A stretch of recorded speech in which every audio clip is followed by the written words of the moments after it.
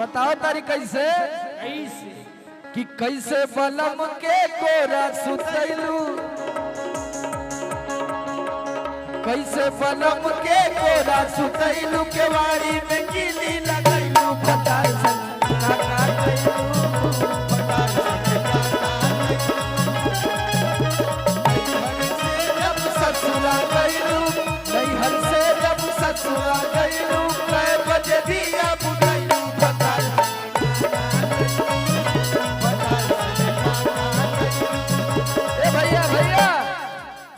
किला जो न लगे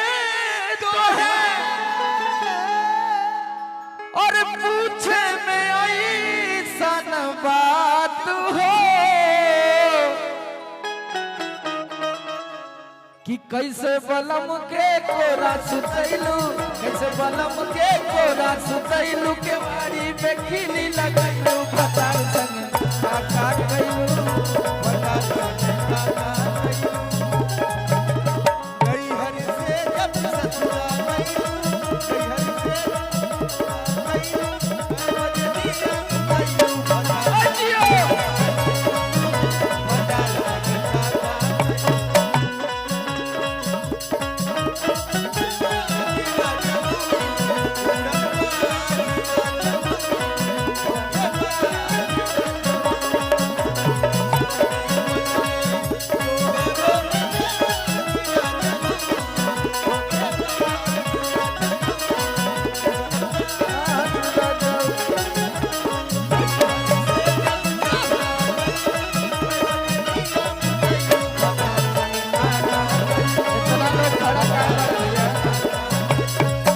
बैठ जा भैया लोग कहाँ खड़ा बड़ा हाँ? इधर आवा काजल जी कह दिया जब पूछा था प्रेमी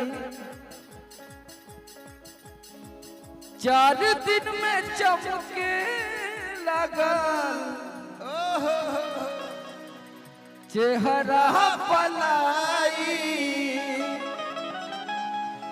तो बताओ तारी कि गीजर में सैया के नहैनी डेनाई, चला अरे कि 4 दिन में चमके लगा चेहरा पलाई, 4 दिन में चमके गीजर में सैया के नहैनी डेनाई,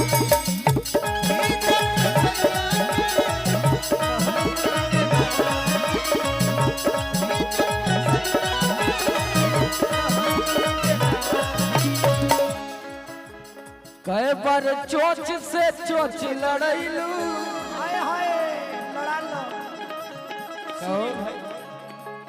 कि कई बार चोच से चोच लड़ैलू,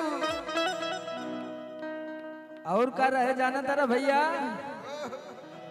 गुलबिया चादर ओढ़ैलू, भतार संगे भतार संगे, चला कि कई बार चोच से चोच लड़ैलू, कई बार चोच से चोच लड़ैलू, गुलबिया चादर ओढ़ैलू,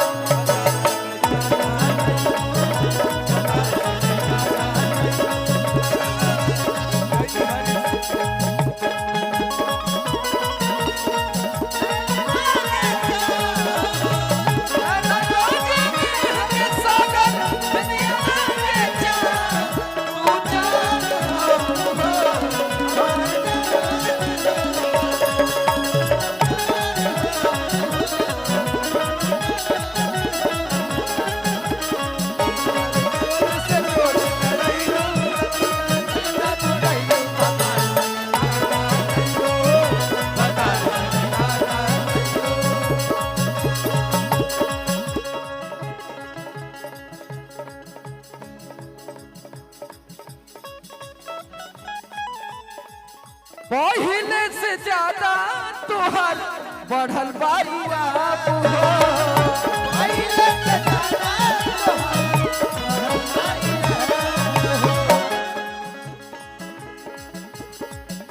हो जाइबा पागल नियत करना खराब हो जाए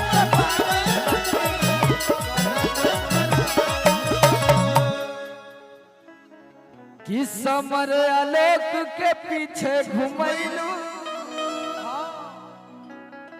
कि समर आलोक के पीछे घुमैलू कबो नाची खैलू भतार संगे काका चला कि समर आलोक के पीछे घुमैलू समर आलोक के पीछे घुमैलू कबो नाची खैलू भतार संगे काका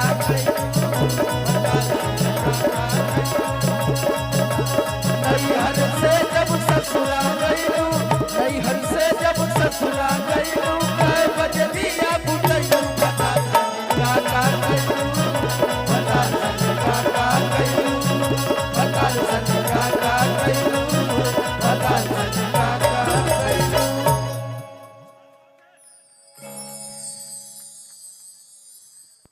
वाह वाह रे मेरे देसी स्टार।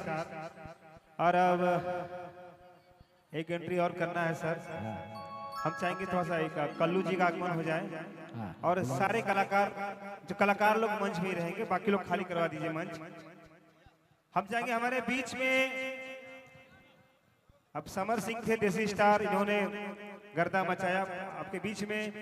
अरविंद अकेला कल्लू जी प्लीज।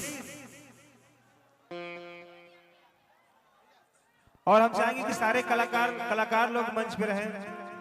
दीपिका ओझा जी, अमित उपाध्याय जी,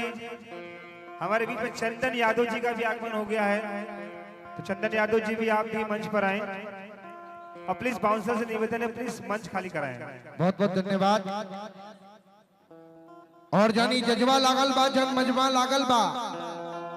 अनिल यादव लाल के अनिल यादव माटी के लाल बैनर तले लागल बा तो एक बार अनिल